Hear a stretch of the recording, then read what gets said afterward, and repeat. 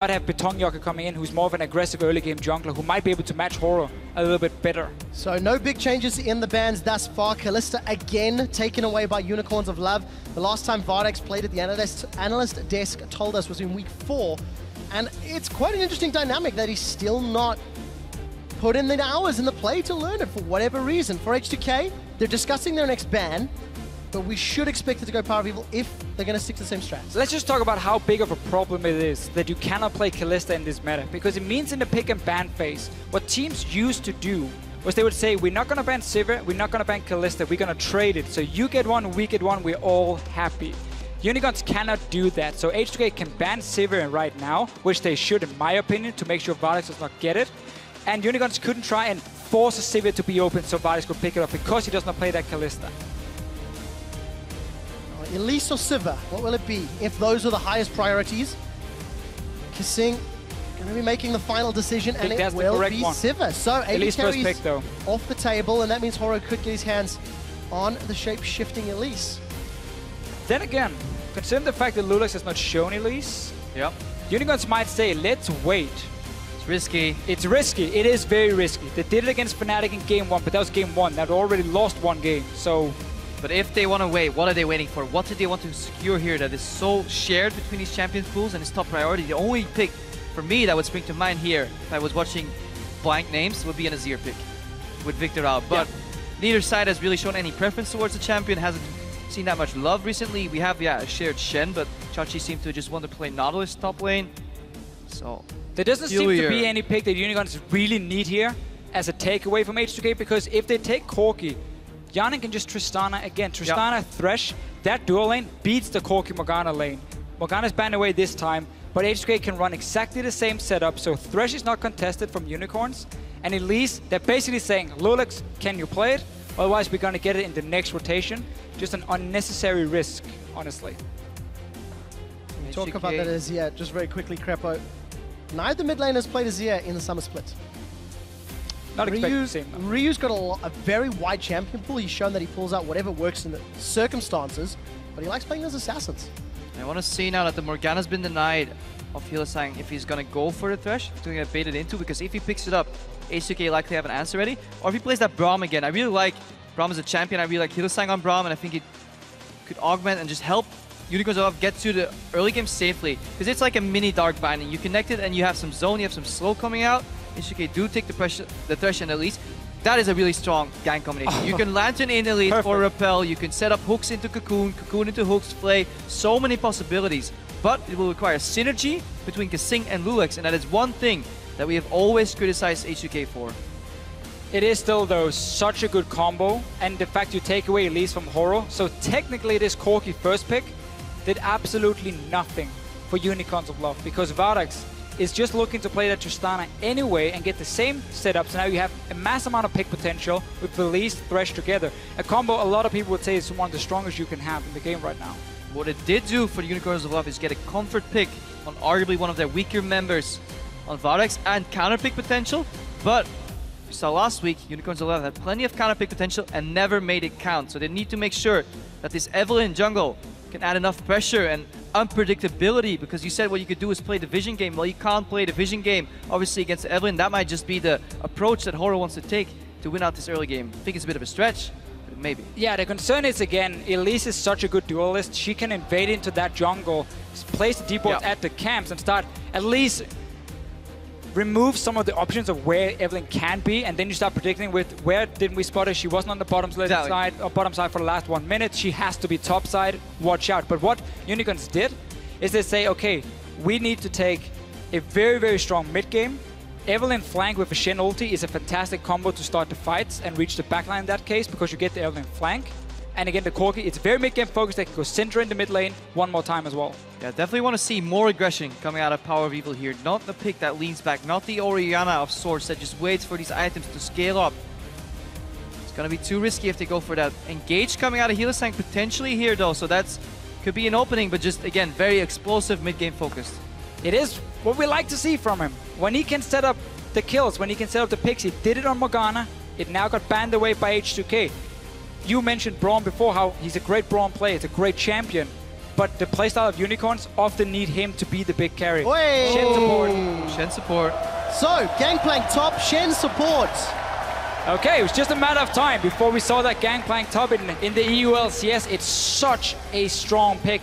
Been like a sleeper OP, honestly. Yeah, and this changes everything. While we were saying very mid-game focused, Gangplank scales incredibly well into the late game. Pop a couple of barrels down in those fights, get some massive AoE going. That's fine for the late game. Then you can go late game with Orianna, and you can kind of patch up your early mid-game. Just having a global on your support.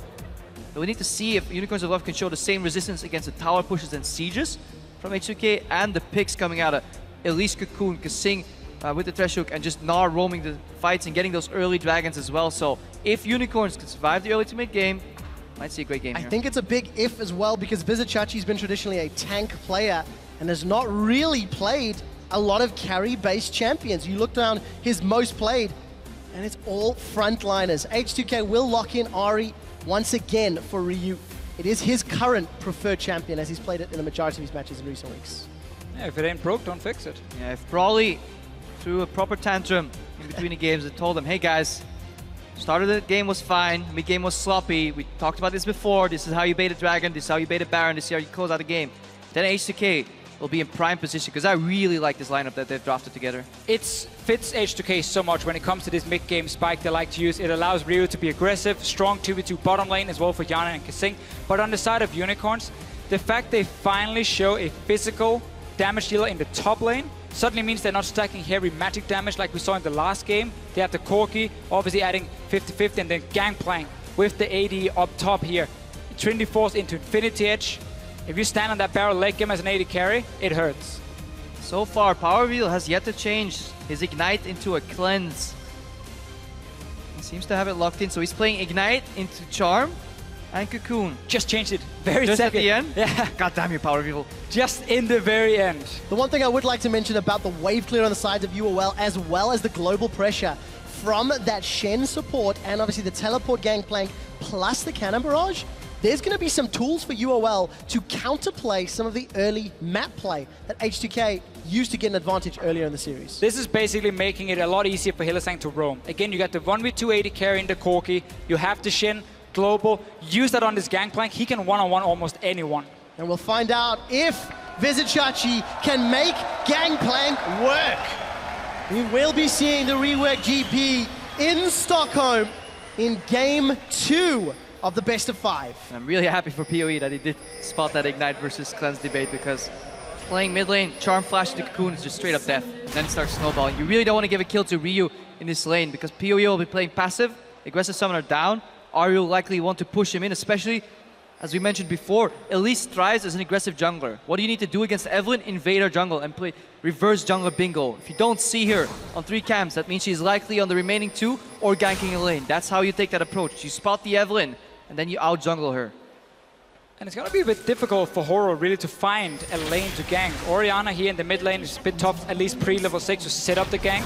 And then against triple dash from Ryu, Gangplank over in the top lane wants to scale up a little bit. And the bottom lane as well. Thresh, Tristana is such a safe lane in many ways. Lantern and the jump.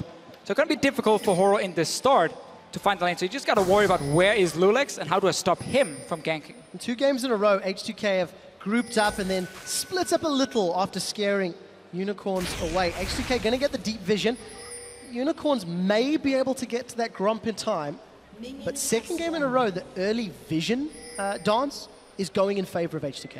And what I really like on Evelynn is not so much ganking, but counter-ganking, because that forces you, if your team knows that you're there, but the enemy doesn't, you can dodge these skill shots that they're going to throw out of you aggressively. Sidestep, turn the tides, turn the tables on them. You'll need good vision control. You have Chachi going for the traditional early double jungle. Top laner and jungle share, top laner tanks, then goes to base, gets help, teleports to the lane. What you're going to see here from Chachi is first he hits the minion, procs his passive, then he shoots the barrel or hits the barrel. That resets his passive so he can now proc it one more time, and it does a lot of damage. Look for that when he's trading in lane as well. Like the perfect dream for Gangplank in a one-on-one trade is you hit them first, proc your passive, you shoot that barrel next, and get a second hit of passive, speeds you up, slows them down, and does a ton of damage. Yeah, and this 2-man early jungle start definitely helps Evelynn more than Elise, because Elise traditionally is a very well-sustained jungle on her own. Evelynn is known for going incredibly low on that 3rd and 4th camp, so We'll need to see even more unpredictability from Horror here, as he'll be high HP after a couple of camps.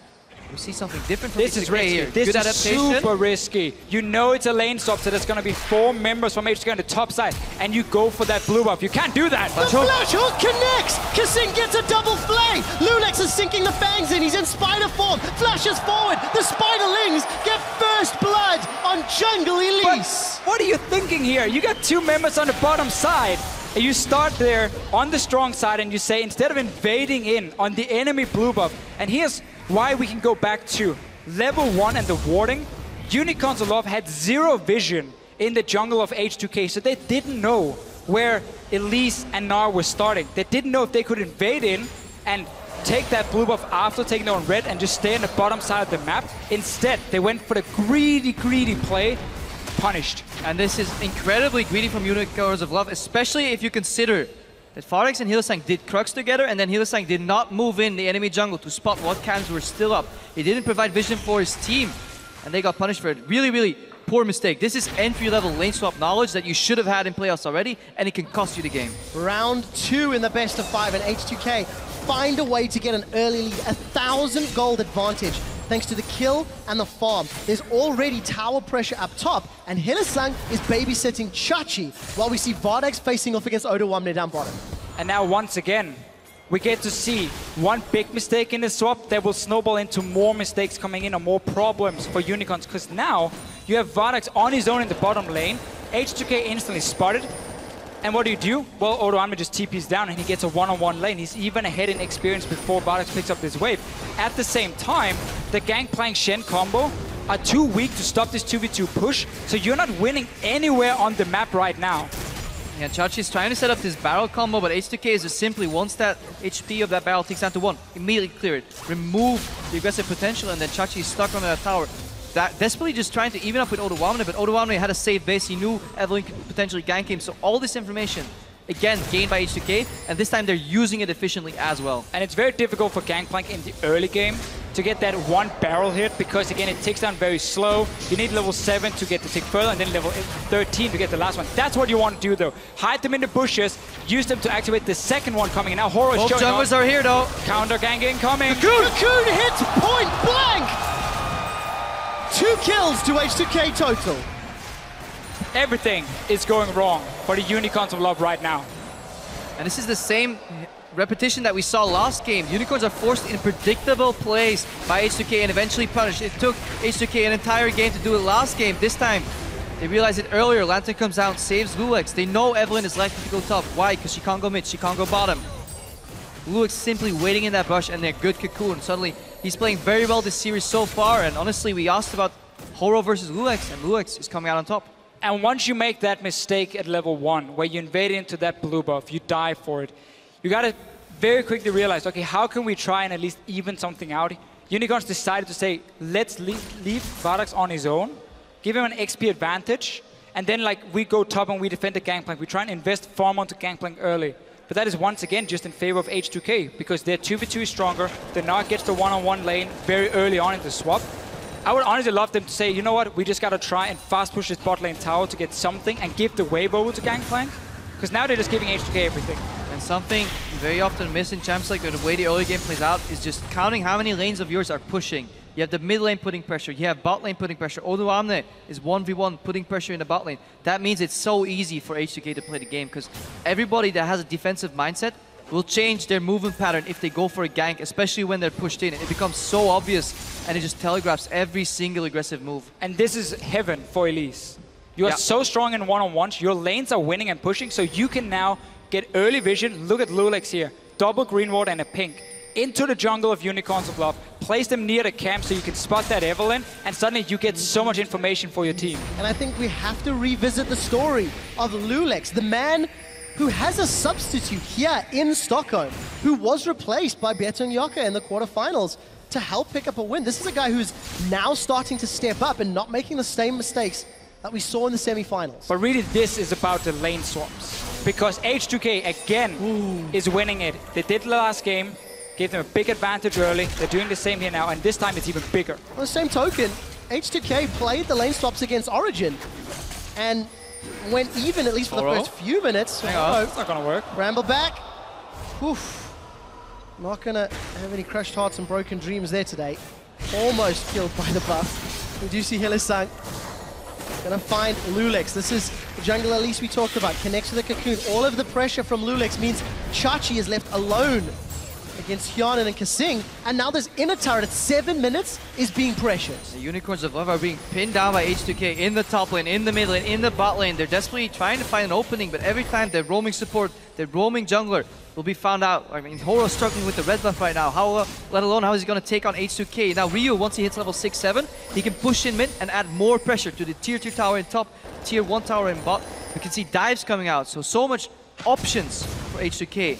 And so little for Unicorns of Love. And look, Lulex and Ryu now still in the jungle, using those wards that we talked about a little earlier to maintain control against Unicorns of Love, who find themselves nearly 2,000 gold down.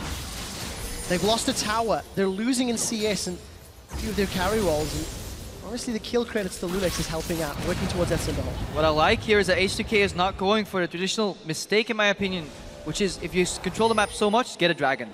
I really like that they keep up the pressure and just keep suffocating Unicorns of Love, making them very predictable, and then eventually they can get that dragon. It doesn't have to be now, it can be 5 or even 10 minutes from now, because they're winning the early game so hard.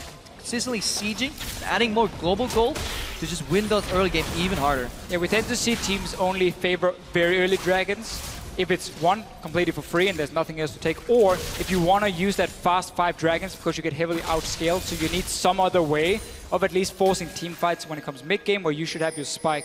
But H2K with this Tristana pick is okay late game. Obviously Unicorns, very good scaling with Gangplank and Orianna. Getting there though is going to be so problematic because H2K can just keep fast pushing towers. You got a BF sword and a pickaxe on your first pack as an AD carry.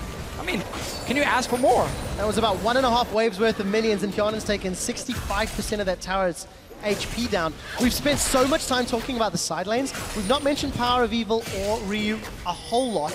PoE is being pushed in, but I want to watch his itemization because his Orianna builds have been discussed at length over the last few weeks. So currently looking towards that Athenes. Here we see Lulex spot Horo again, red buff applied, zone him out. If he walks back in, he's probably having backup, so again, predictable gameplay. Lulex hasn't even touched his own jungle in quite a while. He's just constantly living in a jungle of Unicorns of Love, putting pressure, and I just can't wait, or I just hope that Rio will start rotating to the jungle, roaming a little bit more, because he's playing wave clear versus wave clear mid.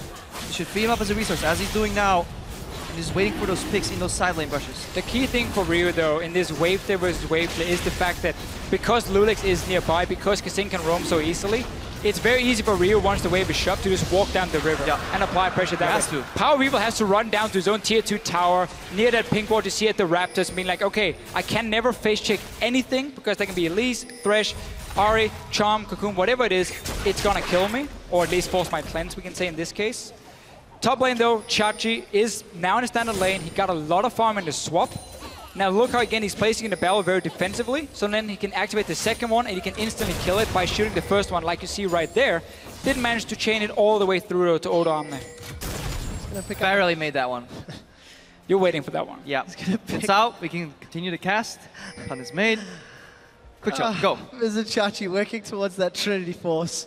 Got even CS with Odo Amne, who is also building a little bit of damage. Going to go towards that Black Cleaver. Pretty much the standard top lane Gnar build, but look at this pressure on all 3 lanes. Down at the bottom, Hyanin Kasing pushing in, Ryu shoving in middle. I mean, this could be another 2 quick towers, if not contested. Yeah, Ryu clears that minion wave in the mid lane before his first melee creep has even taken damage. That's how much pressure he had put on Power of Evil. Because he had to base, obviously now that he has the Athenes, he can start clearing his waves, but it's too late, doesn't matter, tower's gone. Frees up Ryu even more. This mid lane goes longer. That's in favor of Assassins. They like these long lanes. Push in, disappear, reappear, make picks. Yeah, but it was all of those things that made H2K greedy in game 1, Crepo. And we all talked about it. Here's the cannon barrage. Lulex is in a little bit of trouble. Stand United. Oro's going to have the Stand United. Flashes in. The charm connects instantly, so the dash taunt does not come out. Lulex is going to find himself in front of a pirate. Going to eat himself a barrel before rappelling up in the air. What goes up must come down before it gets taken down. Kill to UOL. UOL really don't like spiders. Commit 4, even 5 people to that play. No, VODS is still on the bottom, but they trade. Yeah, 1 kill on the jungler for what was due a very long time.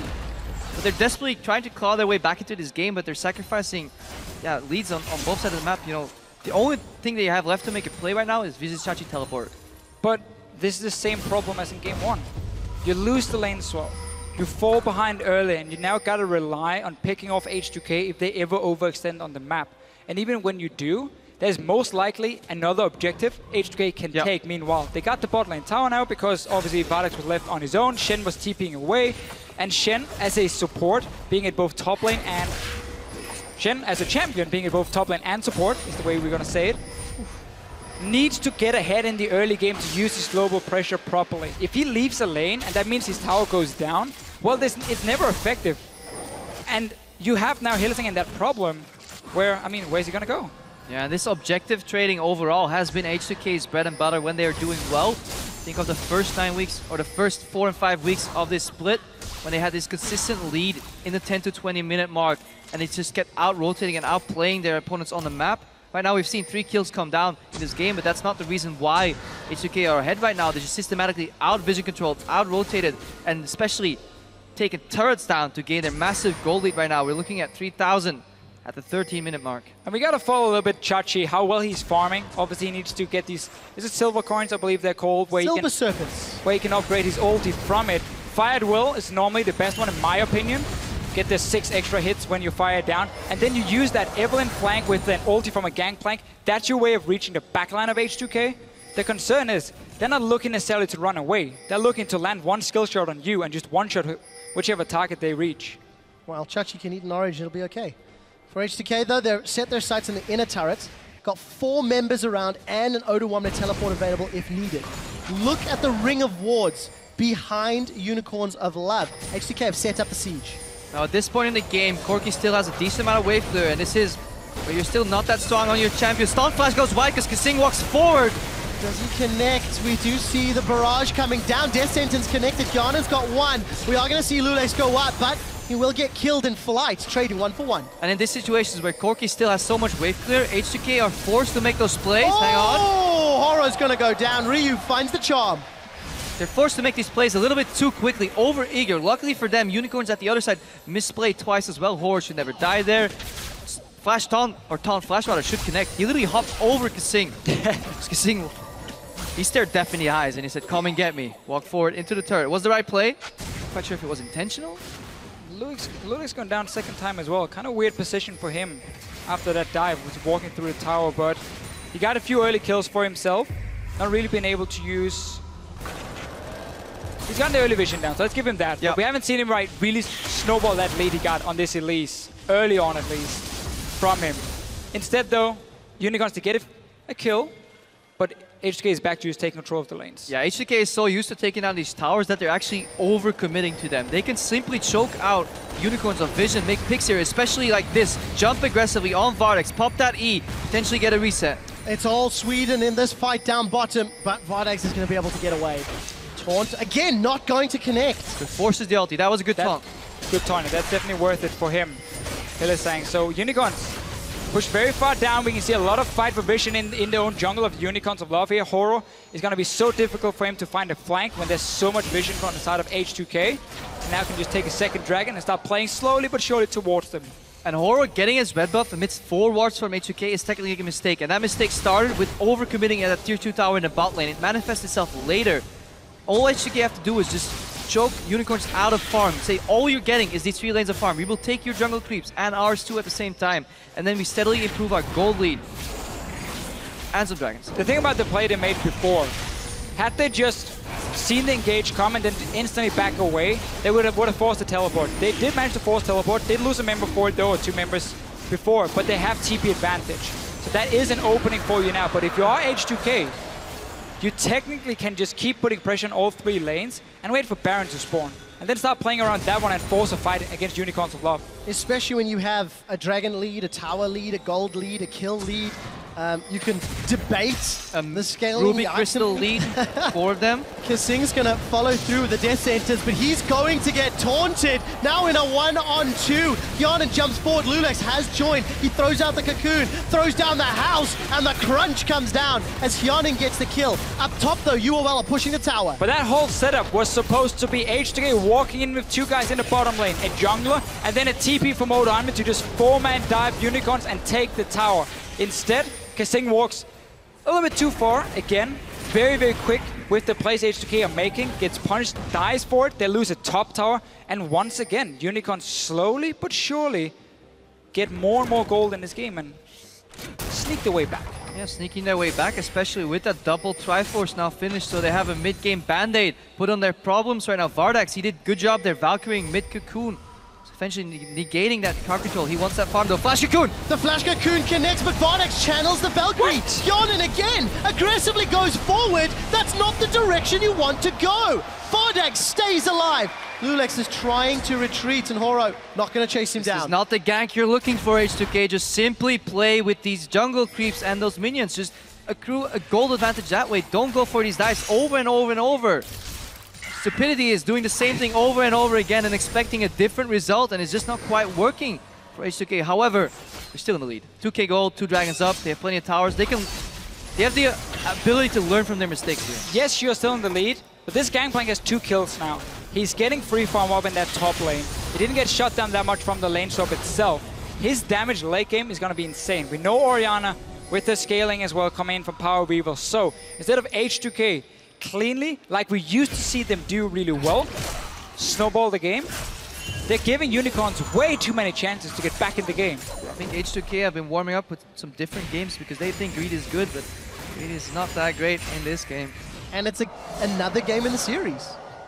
H2K in the first 10 to 15 minutes clearly outplay Unicorns of Love and then overcommit to plays, whether it be map or individual. Flash Charm and VODS. I tell you what, VODS has like rebound Valkyrie to spacebar or something because he's hitting it the moment anybody shows his face. Yeah, and he's definitely playing defensive. He has a utility AD carry champion that allows him to wave clear, and he's drawing ganks. That's all the Unicorns need him to do because Shockwave comes out from Power Weevil in the mid lane. Horo's going to take down Lulex. Lulex rides the lantern. Oh! Vizichachi, he gets his 3rd. Throws down the cannons, the barrels, the fire, the trial by fire. Kasing's going to get the heal. Hjarnan's got no flash. It's K. Chachi is going to eat an orange. It's K. He's got another one. That's 4 kills for Vizichachi's Gangplank, and he's not done. Looking for more. Hylissang flashes over the wall. We did see a kill credit secured by Hjarnan. Hylissang wants to run Hjarnan down. H on H, the taunt gonna go wide. That was a sick move by Hjarnan. He knew Hylissang was cutting him off in the back, so he just got a simple reset on that jump after killing somebody. Taunt dragged him back, but there was a wall in between. Hylissang almost got the better of that one, but he just got outplayed, and Hjarnan, he'll have to carry this game. 3-1 and 2 right now. Odoamne wants to fight. Taunt. I think he's in trouble. I think that was a little bit too much. Flashed away, a few more seconds, still charging. One more hit. There we go. Power of evil. How would we describe this action from Odoamne? There's a word for this somewhere. Greed, yes, exactly. H2K. Have you said that before today? I think we may have mentioned it once or twice. We're going full solo queue in many ways when it comes to how H2K plans to play out the leads they get so well from these lane swaps in the early game. They have like this beautiful macro play. Again, we're standing there being like, good rotations, we love it. And then we're like, okay, let's just randomly fight everywhere, flash forward for anything, and never calculate what exactly is going on. And Unicorns are still behind, but they're still getting gold on very, very important members. Now this time it makes me wonder why Hjarnan opts for the static shift. I really think, hang on, don't die now. I'm making a point here, Hjarnan. That Phantom Dancer would have been his best second item because he really doesn't need to get that early Lost Whisper because 1, he's so far ahead, and 2, there's very little tank itemization. On the side of the Unicorns, I would have loved to see a Phantom Dancer just hyper scale into the late game with that Tristana. Here's one of the moments though where Gangplank really can shine as well. When it comes to sieging a tower, the zone control he offers with the barrels is so important. Have again the one barrel at you, and then chain it into the next one very quickly. You slow people down, and then you have this mass amount of dive coming in from Unicorn. Yeah, and you've also got to remember Orianna does exactly the same thing. Put the ball down. You got to worry about the balls, the barrels, the bombs, the explosions. Lulex, you should not be here. Gonna get repelled up in the air, but he's in the middle of the entire Unicorns team. Chachi finds a 5th kill. And after we praised Lulex's early game, he gets caught out of position multiple times. Mostly because they're not working together. We see Lulex on his own, Kasing on his own. They're not moving together where they're so lethal. Support and jungle should be twins at this point in the game. They should be moving in unison, trying to make those picks. Ryu is not cleaning out the wave, but Unicorns of Love, they won't have it. That and also Unicorns have control of the map right now. Ryu's going in though. Oh, he's gonna find Hylissang. The shockwave is gonna pull him backwards. Ryu's gonna flash away. It was only Kasing that was caught. They've got themselves a support. We did hear Cannon Barrage being fired. H2K get one back. Well, we could just see how hard it was for H2K to start a fight. They had to send in Ryu first, like dashing forward, being like, okay, we need to connect the charm to start anything. They haven't been using that early lead to get the vision control, the map control, so they can just easily flank around because they've allowed Unicorns again back in the game. Mid tower goes down. You want 3 dragons? Not gonna happen because next one here is on Unicorns. And going back to picks and bans, we talked about how the same bans would just neutralize Unicorns of Love, how H2K could stick to that plan Fnatic had. But now Dizzy Chachi is showing the gangplank. He can play that champion. Yes, he struggled a bit in the early game, but he's 5-0 right now. Let's watch that again. Ryu is forced to go in. No charms because he used it. Disengage or counter engage from Hylissang. Almost that shockwave was enough to take Ryu. But then the zone control from that ulti takes Kasing down. Barely not. But overall, these fights are so forced from H2K, and there's very easy answers from the Unicorns. You're charging at me, I will taunt you. Blow him up. If it's Gangplank, Orianna, anybody can deal damage at this point. Put down a barrel, put down a shockwave, suddenly you cannot move through it. You cannot go through the barrels of a late game Gangplank once he gets that infinity. Aggressive jump here from Yarn though. Oh, Power of Evil's in a little bit of trouble. The charge is going to go off. It is Yarn that gets the kill. Defensive flash from Hylissang. He will follow suit. This happens every time though. We sit here, we talk about how Unicorns are slowly getting back in the game, H2K struggling to start team fights, and then randomly they get a pick on Power of Evil in the mid lane. Now we go Baron. Who do you want your 5 kills on, Tristana or Gangplank? Interesting adaptation though, depends who's catching who honestly here, but Yarn, he's going for a Bilgewater Cutlass. He's gonna fight the Bilgewater Bandit with his own Cutlass. Because he speed up so far and he doesn't need the armor shred, so he's just gonna get a Borg to stay sustained in these fights and just keep walking forward. You know, deny the poke and the zone control. If he ever gets hit by a barrel, he can lifesteal up. Right now, we see Odawa in the zone. They're not ready. Baron's down to 2. should be able to finish this Baron instead of fighting. Well, the barrage is going down. Yarnan's in trouble. He's Baron's actually going to secure the Baron. There's a Chachi gets caught by a cocoon. Going to flash away defensively. Summon a heal. Used there by VODS. VODS looking for more. Stand United is being channeled. Going to deliver Hylissang. Kasing is so much bait. He's pulled all of Unicorns towards him. Baron secured by H2K. The cost was only 1 so far. And no minion waves pushing just yet, except for the mid lane here for UOL. They got some of them coming in. They want to get at least the mid tower as well, but it's the same setup. Power Weaver gets caught in the mid lane. H2K instantly reacts going to the Baron, and despite them having some poor plays for the last 10 minutes, they still managed to get that crucial objective. Oh, Odoamne is caught out. The taunt lands. Hylissang finds it this time round. Ryu's flanking though, bottom right of your screen. He's already killed Horo, and he's killed Hylissang. So quick, we didn't catch it. Power Reveal's going to challenge Shockwave. It means nothing. H2K want that ticket. And at 25 minutes, they've got themselves a 4,000 gold lead. And the point I was about to make is how can H2K siege into these barrels, into the Corki Wave, into the potential Shockwave. But now that all 3 of them have dropped, Inhibitor is right for the taking. H2K can push home this lead, get a Baron, get an Inhibitor, and suddenly the map opens up. They only have a couple of seconds left though before Horo and Hylissang are respawning. See if they can get the inhib. I think they're going to get this power. Garnden though took so much damage from that powder kick. Because the Chachi's Cannon Barrage will be up in a few seconds. Yeah, imagine if the Unicorns were just a little bit more patient. Said, okay, that's the damage we have. Add an Orianna to that. They will never get this tower. However, they greed a little bit, just as we're used to in this series by now, and they lose their inhibitor turret. Another one connecting them for Chachi, and now he can chase. Another spider bites the dust. Chachi's going to look for more. Parley does not crit, and Lulex gets away at the cost of his flash. I think it's happened now for Gangplank. Again, we mentioned this a little bit earlier. Let's talk about after the replay, because Odoamne goes down first, couldn't even pop the Mega Knight, but Ryu is flanking down bottom here. Beautiful setup from him, and now he can finally get into the back line. He doesn't have to dodge the ball or the barrels or anything. They get the kills they want. I just want to see what happens if H2K tried to siege against his double zone control from these barrels and the ball, and they can somehow make that work. You know, pop Orianna ulti into a barrel explosion. That is enough. No AD carry can itemize against that. No amount of sustain can itemize against that, because you will literally be blown up to smithereens before it even matters. All H2K is waiting for is the TP to be ready for Odoamne, and then they can say, okay, we know your team fight right now is going to be insane with the damage coming in, so we're going to split up instead. They're going for Lulix, though. Yeah, we did see Death's Daughter fired onto H2K to defend the blue buff. Who's going to get the final hit? It looks like it was secured away there. Chachi got it. Chachi, in fact. I saw the smite going down. It's going to be enough. H2K still using the last remnants of Baron, but they've got an inhibitor to take out. Chachi also delays his Infinity Edge because he wanted some power right now once H2K picked up that Baron and went for Brutalizer. He really needs Infinity Edge as fast as possible. It's such a massive spike for him because, again, when you crit on the barrels, it will crit the AoE damage. And then the good old crit plank is back, just even more deadly. We'll have to find out if it's going to be more successful than the AP Gangplank.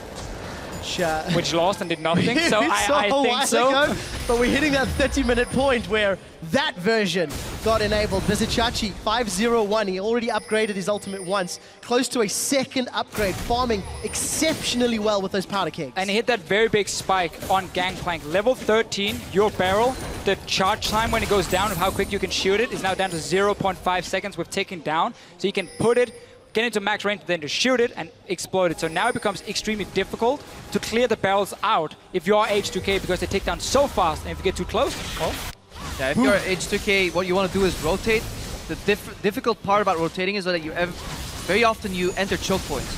Having to get through those, Gangplank ulti can cut off your escape, slow you down enough for people to catch up, especially Orianna speeding herself up, putting out the ball. Healer's Sang, phase second for some vision, he should be fine. So having control of this choke point is definitely what H2K will need to watch for. How do you beat that? Generally just by split pushing, putting deep vision, and using that Gnar to your advantage. You know, allow Odoamne to put pressure, and then use that teleport that we talked about earlier. H2K's vision's been pretty good this game. You can see on the minimap they have relatively deep wards towards the top half of the map, where Odoamne spent a lot of his time. And in the previous game as well, they also put a lot of wards down, but they don't always make use of those wards. So what H2K is trying to do right now is like fake the solo push with Hyun and have Ryu linger around. Sadly for him, he was standing on a ward. They realize this, so they peel back and they start setting up for this dragon. But teleport comes in from Chachi though. Vintage is completed for him, so he's a massive Gangplank right now. If he connects a crit with that barrel onto Yanan, he's basically out of the fight, but we can see how H2K is saying, we don't want to risk that 5-on-5 team fight, so we're going to 1-3-1 split instead, trying to also fight out of the jungle, get away from these choke punches you mentioned before. This was a very quick dragon though, and they got TP as well, so very key for their 1-3-1 setup coming in. 30 minutes into the game, and Chachi upgraded his Cannon Barrage a second time. Fire at will. As we've now crested that 30-minute mark. H2K still hold on to the gold lead that honestly they earned 20 to 25 minutes ago. But they cannot break through the wave clear that Orianna and Gangplank are putting forward, even with that Baron that they were able to sneak. Yes, they can clear the waves that H2K push into them. However, they yield and sacrifice the map vision. Baron area is barren of wards. So if the H2K keep up this pressure, they can move back in, either decide to bait it or just simply burn it down. They have a lot of damage. Gnar, Tristana, and Elise can 3-man that barrier very easily. Well, for example, Ahri is just waiting for a pick, you know, with the added lantern to get her out of there without even forcing her ulti. So there's a lot of options for H2K, but there were a lot of options for H2K last game as well. They just didn't always choose the right one. But I really like this move here, because what H2K is doing is because Baron is respawning, because they know they can play around it, they take the top wave and push it in so they can move from mid lane to the top one. That does two things. One, there's obviously a big wave you can use, or it was there a few seconds ago, but it also gives you the control of this top side jungle, which is what you need to play around. Face check into an Ahri, you're gonna die. Two problems for H2K. One, that bottom wave is pushing away from them, is towards their own base. That is a soul push set up by UOL. Second problem, visit Chachi. Those waves, they tend to disappear pretty quickly, and if they connect the damage like you see on Ryu right there, one mistake in that setup that takes about a minute to complete. One mistake, one poke, ruins it all. And I wondered how Chachi was going to perform on the Pirate. The answer is exceptional. Yana's got caught by the shockwave, the fire at will, Death's Daughter.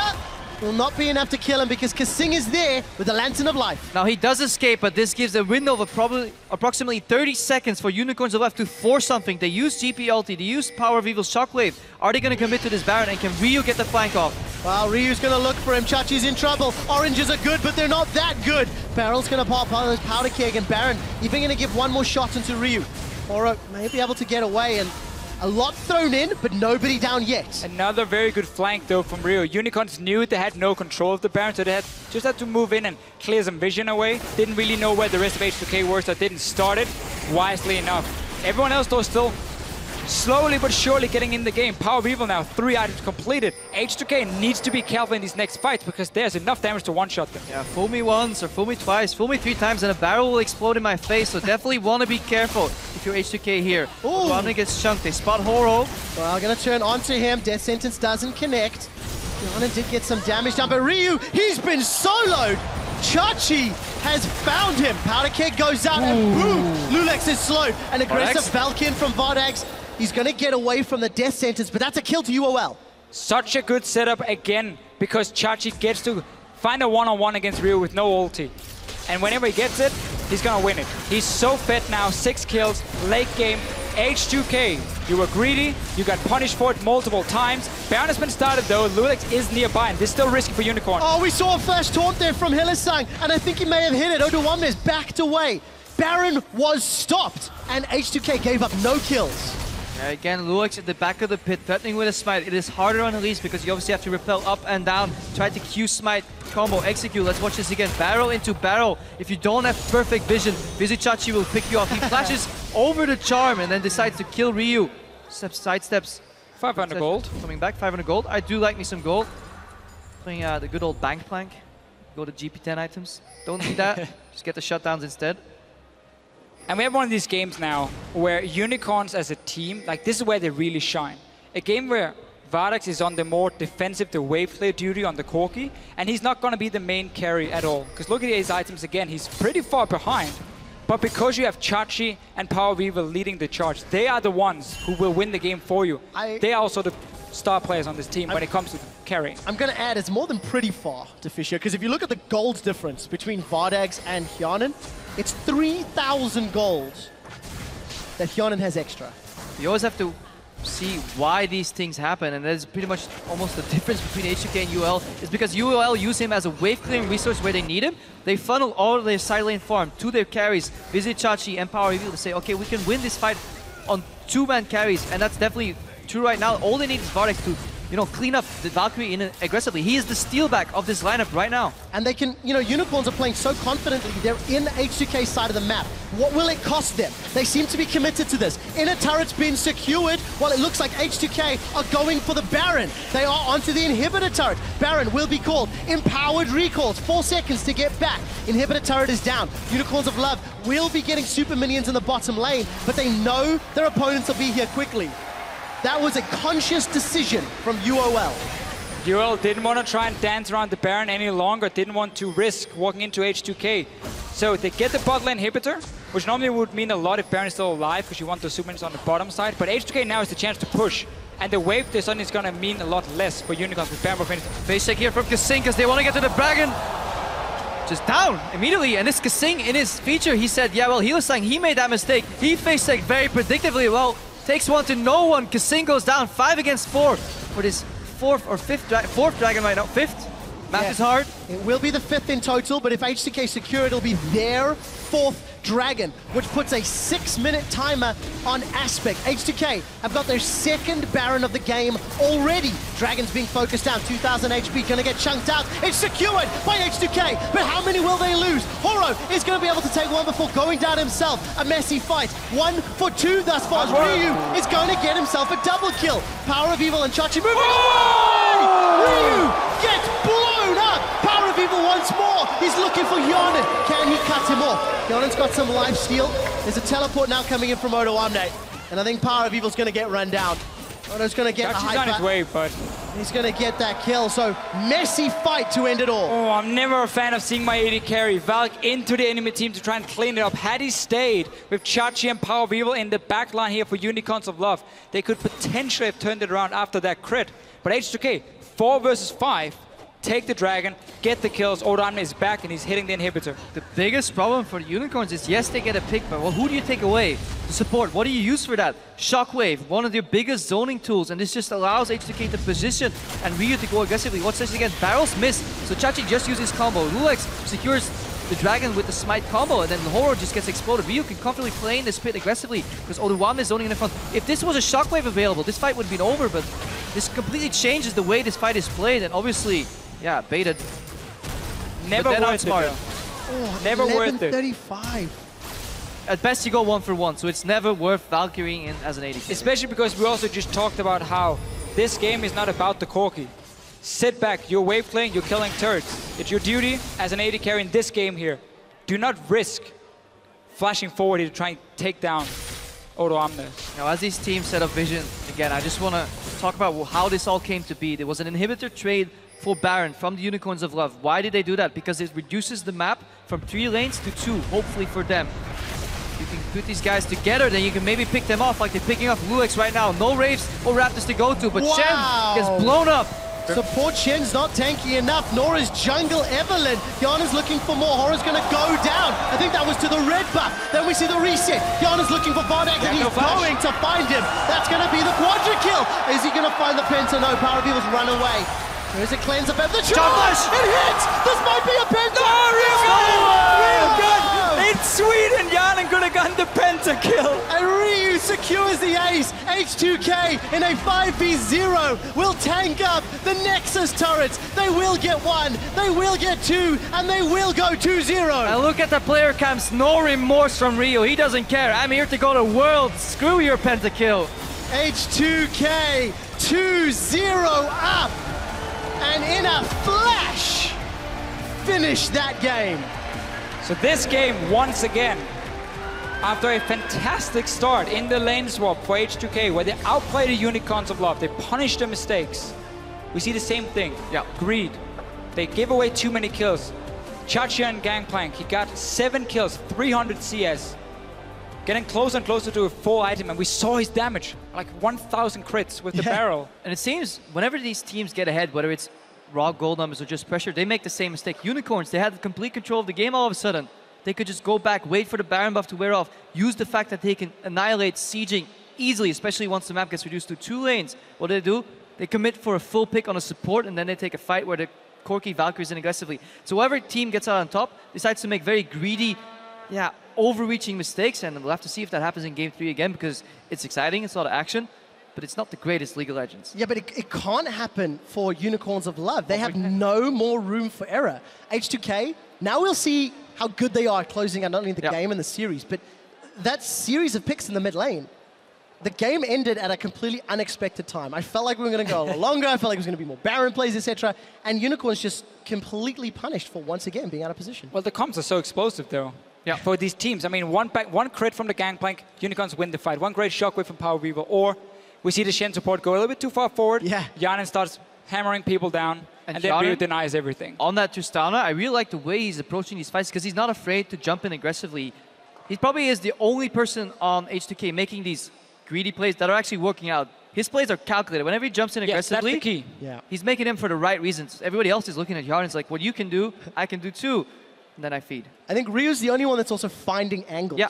You know, like Hyanan's doing the sort of direct, straight-on plays, but Ryu, 2 games in a row, has found an opportunity to flank and find a key target on this Ahri. That's really been the thing in the pick and ban phase here, is that Unicorns are not taking anything away from H2K. They first picked Corki in the last game. It was like, well, Yanan is going to run Tristana again. Kasing is going to get Thresh one more time as well. And Lulex showed he can play Elise. So Unicorns now, a lot of stuff to talk about for them. How do we approach the pick and ban phase now? And what is going wrong with these lane swaps? It's so difficult to fix on the fly, because when you're in-game, the shot calling then becomes such a big problem. There is a little bit less pressure, at least in the fact that UOL are now red side, so they will get 2 picks in their first rotation. What are they willing to give up, and what are they willing to secure that maybe could help them? That's something that they're discussing at the moment. Maybe that Corki has to go lower in priority.